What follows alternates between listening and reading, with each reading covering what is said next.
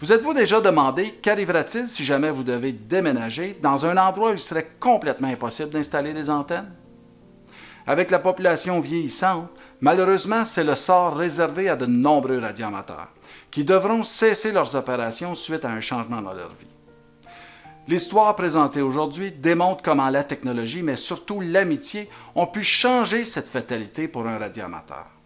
Je suis donc fier de vous présenter l'histoire du DXer et du technicien.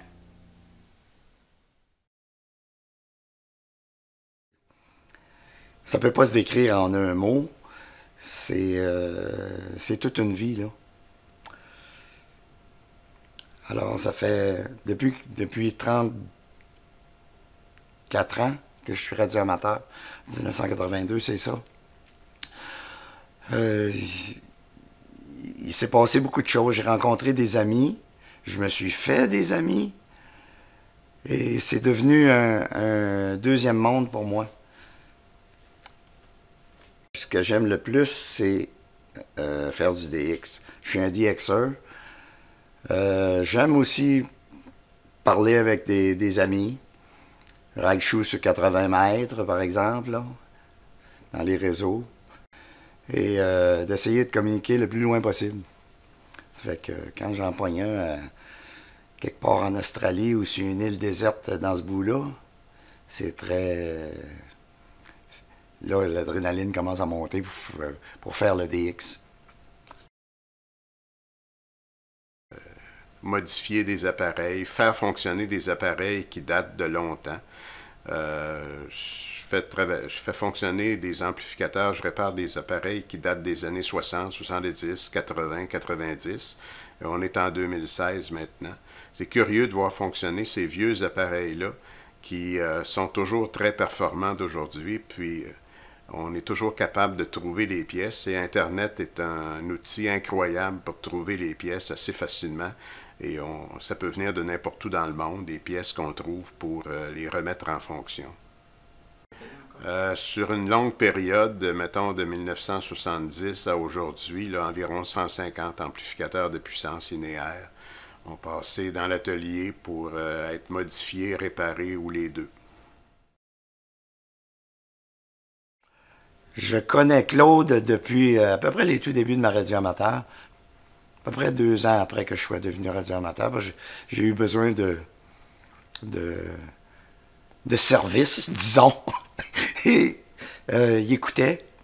Puis j'étais sur le réseau de 80 mètres. Puis il m'a dit viens me voir. Fait que depuis ce temps-là, on a fait bien des choses ensemble. Et bien des rencontres. Puis rencontré bien des amis aussi. Mais on avait des intérêts communs dans la radio amateur. On était tous les deux des gars d'AHF. Lui, c'était un constructeur. Moi, j'étais un DXer. Fait qu'on se complétait bien gros là-dedans. En 2006, j'ai dû cesser mes opérations radioamateurs parce que je ne pouvais plus m'occuper de mon épouse qui était très malade et atteinte de la cirrhose en plaques depuis plusieurs années. Et j'ai tout vendu, démonté la tour, vendu les antennes et tout, vendu le chalet. Je voyais que je ne pourrais plus m'occuper de la maison toute seule. On a mis la maison en vente. Puis ça s'est passé assez rapidement. J'ai acheté assez rapidement aussi un condo. Mon Dieu, c'était pas du tout mon idéal de vie de me retrouver en condo. Mais je l'ai fait pour mon épouse Claire parce qu'elle pouvait venir dans le condo en fauteuil roulant. C'était très accessible.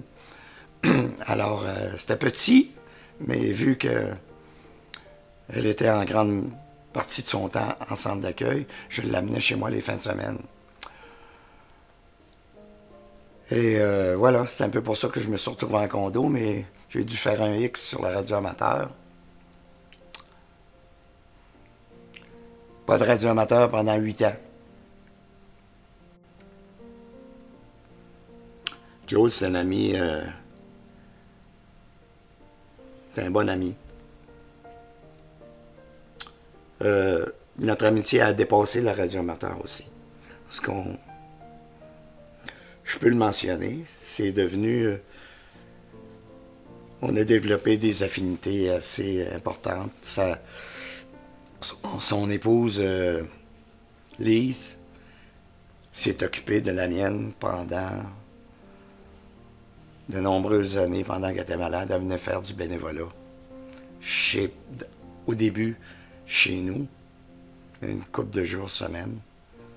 Puis ensuite, au centre d'accueil. Ça fait que je dois beaucoup à Claude et Lise.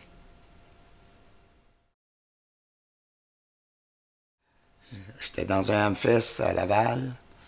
J'ai rencontré un autre ami radioamateur, VA2 Sierra Sierra, Jean-François. Il communiquait, il faisait du HF, il était en train de communiquer en France, puis en Europe. Là, j'ai dit, qu'est-ce qu'il fait là? Où est-ce qu'ils sont les antennes? Bon, ben là, il m'explique qu'avec deux petites boîtes qui s'appellent Remote Rig, il m'a dit tout simplement, de façon très brève, il dit, la tête de contrôle de mon radio, le TS 480, est ici, puis le radio, il est chez moi. Il dit, entre les deux, il y a un câble virtuel. Boy, j'ai dit, c'est quoi ça? Ben, il dit, le câble qui normalement relierait la tête du radio à la partie RF, qui est chez moi,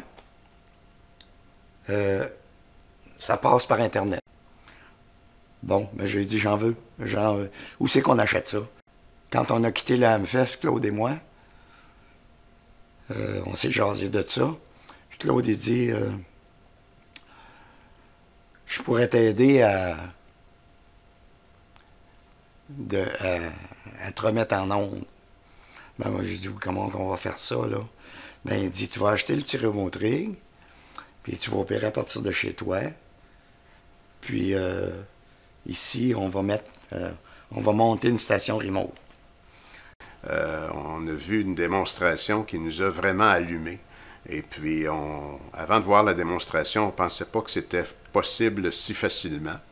Et avec l'aide de Jean-François, on a conçu le système pour pouvoir mettre en fonction Michel en opération sur mes antennes, mais directement de son condo et de façon complètement transparente, sans utiliser d'ordinateur.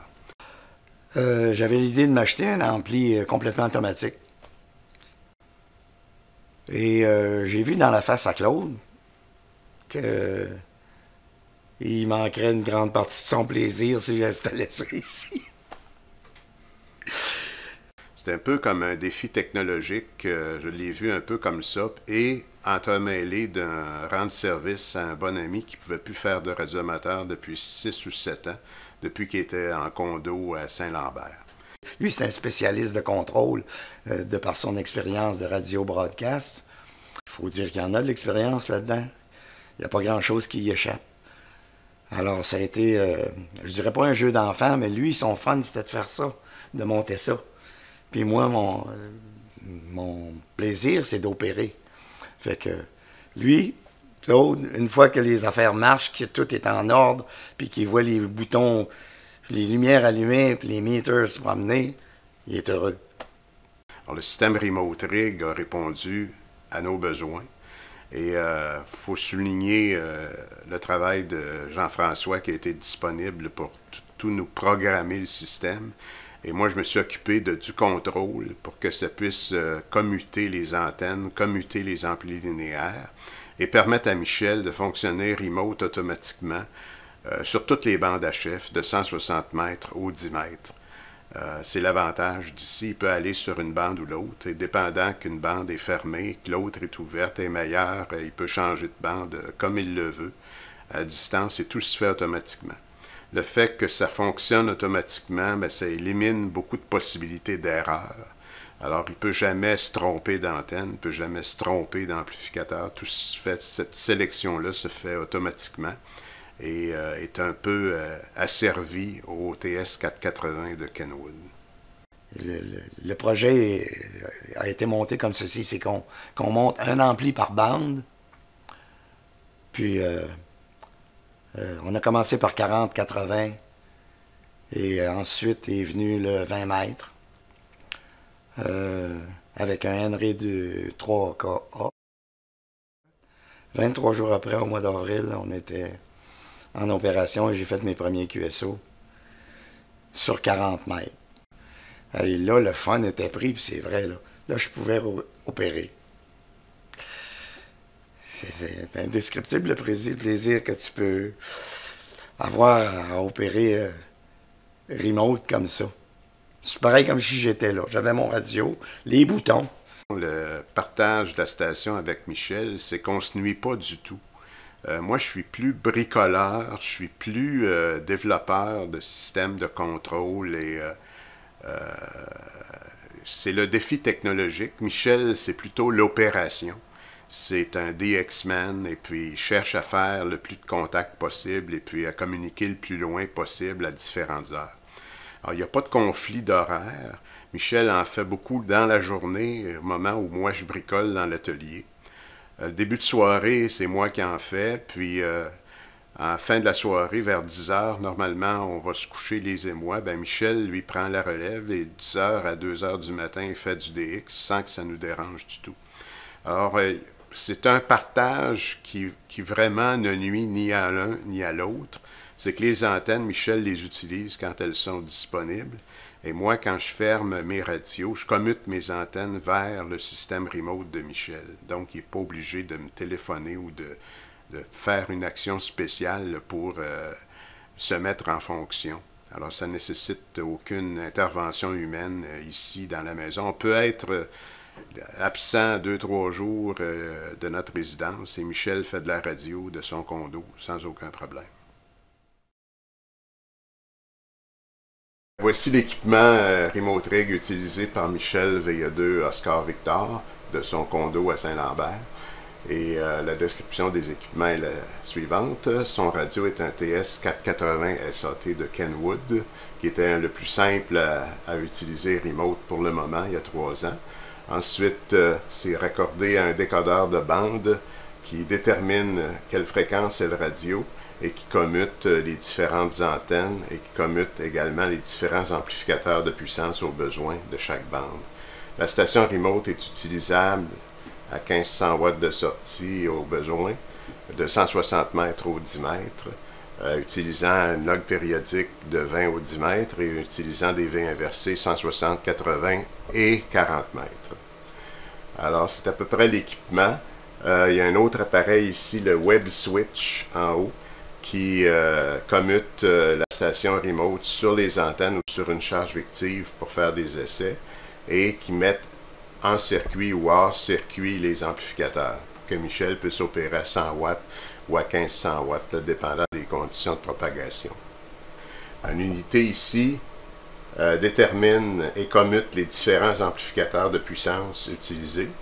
Alors sur 160, 80 et 40 mètres, on utilise un TMC, un vieil amplificateur commercial auto-tune, réglage automatique qui a complètement été modifié pour s'adapter à nos besoins, qui utilise 2 3500Z lampes de puissance. Ensuite, différents amplificateurs. Sur 20 mètres, on utilise celui-ci qui est un Henry 3KA qui donne lui aussi une puissance de 1500 watts. Et je simule la commutation automatique en la faisant manuelle. Et maintenant, sur 17 et 12 mètres, cet amplificateur SB220 ici est complètement modifié pour être optimisé sur les 2 bandes de 17 et 12 mètres. Toutes les autres bandes ont été enlevées à l'intérieur. On commute maintenant sur 15 mètres celui-ci, un autre SB220 qui est pré-réglé au milieu de la bande de 15 mètres. Et le dernier, utilisé sur 10 mètres, ce SB220-là qui est réglé à 28.450 MHz. Alors ça complète un peu l'installation comme vous pouvez voir. L'antenne au sommet de la tour est une log périodique de marque Tennadyne T8. Elle couvre du 14 au 30 MHz, soit les bandes radioamateurs 20, 17, 15, 12 et 10 mètres. Pour le 160, 80 et le 40 mètres, nous utilisons des antennes dipôles en V inversé. La tour autoportante de marque Trilon est de 56 pieds, soit 17 mètres. Elle est située à 150 pieds, soit 46 mètres, de la maison. Un câble de type Heliax 7/8e LDF5 est enfoui et relie la tour à la maison. Au bas de la tour, il y a un interrupteur coaxial qui se contrôle à distance, permettant ainsi la sélection des antennes. Maintenant, déplaçons-nous chez Michel, VE2OV. Celui-ci habite dans cet immeuble à condo, au 3e étage. La résidence de Michel est située environ à 26 km de la station distante de Claude VE2BUB.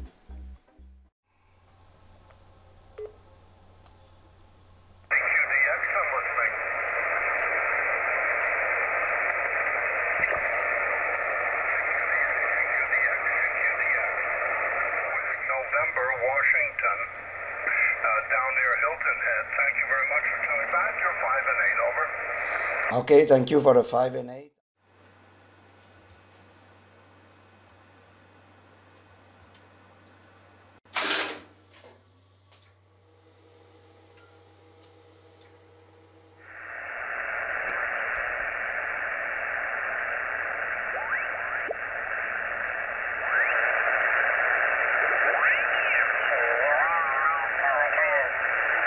As much out to the street as we can. Well, Boston. And it seems that they used to have a little place in the middle of that park for oyster soup, oyster stew, or whatever. So we used to have one of those big smoked sausage microphone, and has an XLR plug on the back. So I grab the cable and plug and play into the 590 by Kenwood. That goes into an AOS 600 tuner and then out to my hex beam, over. Wow, that's... Bon, chez Claude, il y a une petite boîte qui s'appelle Web Switch, avec laquelle je peux ouvrir une page web à distance de chez moi. Et à partir de cette Web Switch-là, je vois tout ce que je peux faire.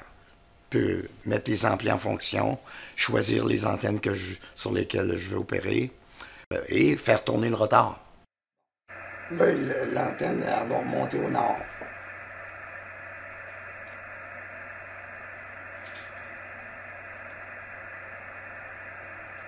Je vais aller au Japon, ça va probablement être 335 degrés.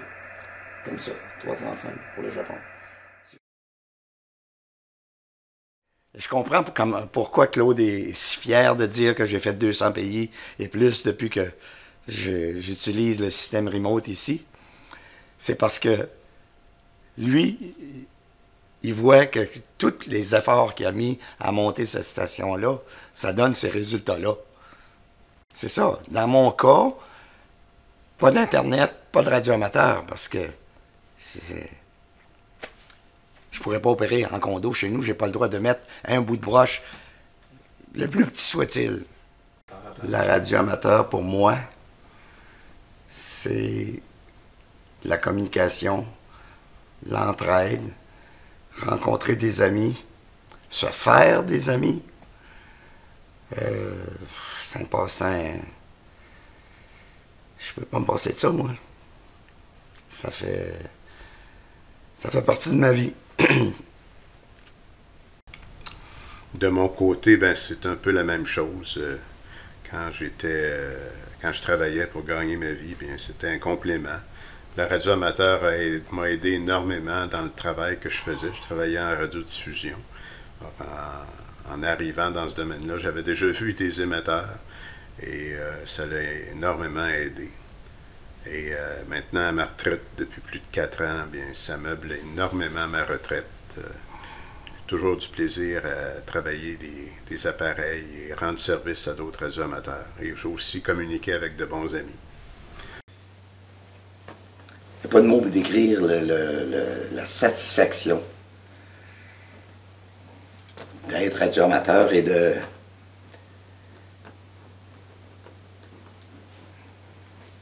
J'ai pas de mots pour décrire ça.